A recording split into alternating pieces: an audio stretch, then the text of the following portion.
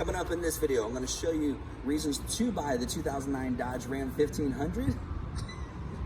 My daughter is going to help us review this truck.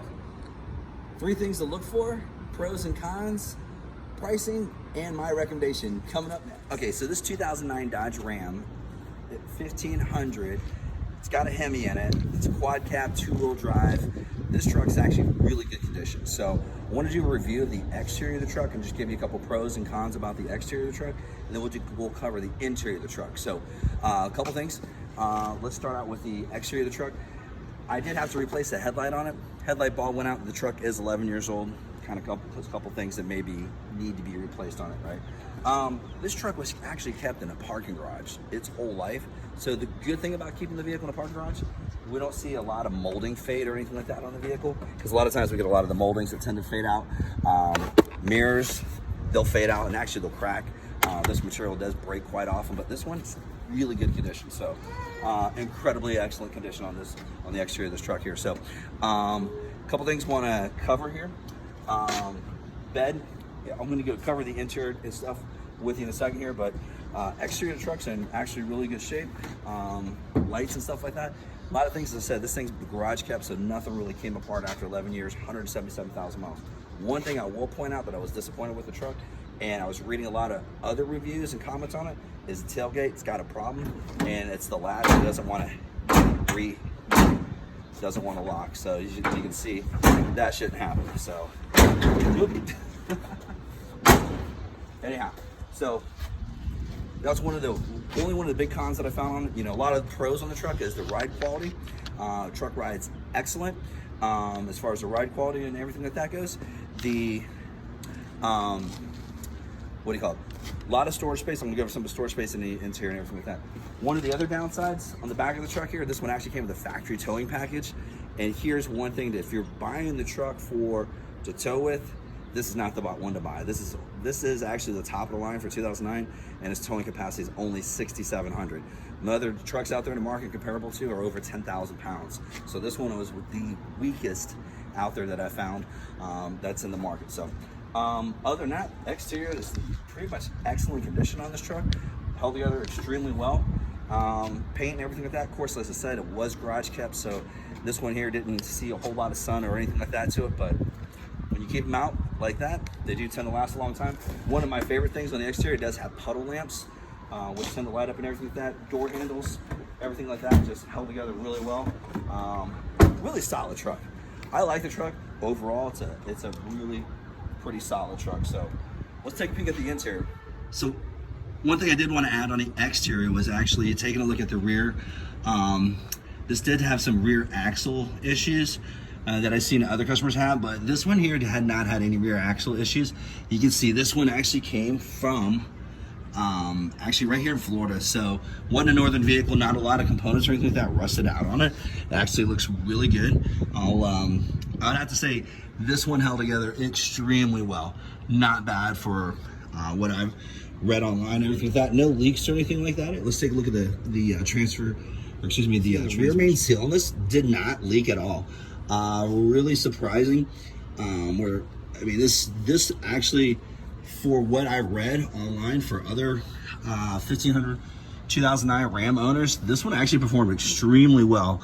As the only thing I found was just something that matched when I was on the rear axle, but other than that, I mean, this thing is solid. I'm very impressed with it. So on this 2009 Ram, it came with this type of key. It's the same key that Chrysler Daimler uses in the Mercedes. I'm not a real big fan of this type of key. I prefer just a regular metal key, maybe chipped. That's things that you find on other brands. But check it out. This is the best feature of this truck. 390 horsepower Hemi. I've driven actually this truck several times. So powerful.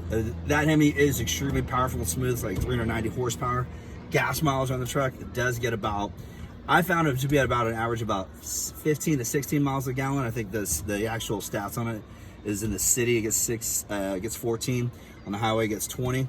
I do like to compare this to, I have a Tundra, so I did some research, found comparable trucks out there, 11 years old, 2009, 177,000 miles, 200,000 miles. in comparison to a Tundra, this was like over $2,000 less. So it's a really good purchase. You can find price points on this right here. A good price point is about $9,750. So not a real bad truck or anything like that. The interior, as I'll show you, held up really well. As I said, this one was garage kept. One of my biggest pet peeves is like visors. They get limp and they just kind of fall down. This one, I'm impressed. Visor stayed up the entire time. Headliner in the truck, no sag or anything like that. This is just the form of it. It's got a little bit of play in it.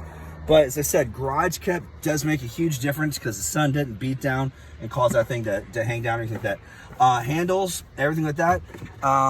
Did find a little issue with this this piece right here. It essentially seems to pop out. As you can see, this guy gets a little bit loose, but not a big deal. It just pops back in. I mean, that's not going to stop you from buying this vehicle. Switches, controls, handles, everything like that. Everything stayed solid on the truck. Really shocked. I've seen some complaints about people talking about the audio controls on the truck. I'll show you. Starts up like a champ. I do like the extra little power points that it has. Big, huge cup holders. You got double storage on this guy here. So lots of storage. Did have an AC issue when I first bought the truck. The AC was running, it was running hot. I actually had a compressor issue on the truck, but I did get that compressor issue figured out and everything like that. I'll show you the mileage on this truck here. Borrow you for a second. Is at 177,000 miles on it. Truck does idle and run really smooth. As I said, it's not a real bad, not a bad rig at all.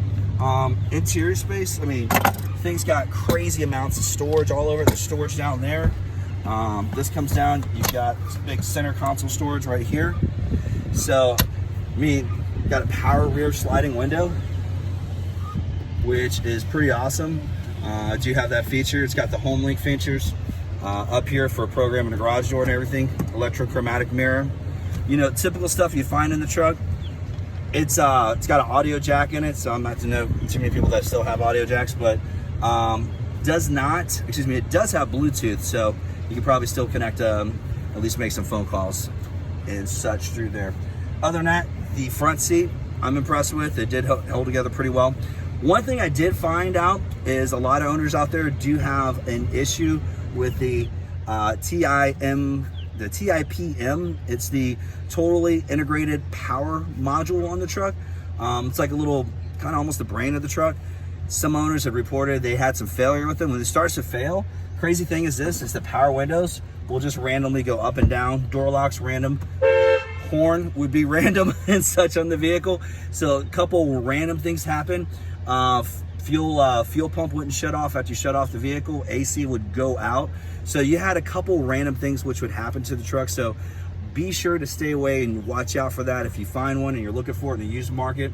If you see one of the lights on or anything like that on the dash, like the ABS is another signal that that TIPM could be failing on you. So just a couple things to watch out for. One thing I was really impressed with the engine compartment on this truck, you can see this one is really clean. Did have the truck fully detailed.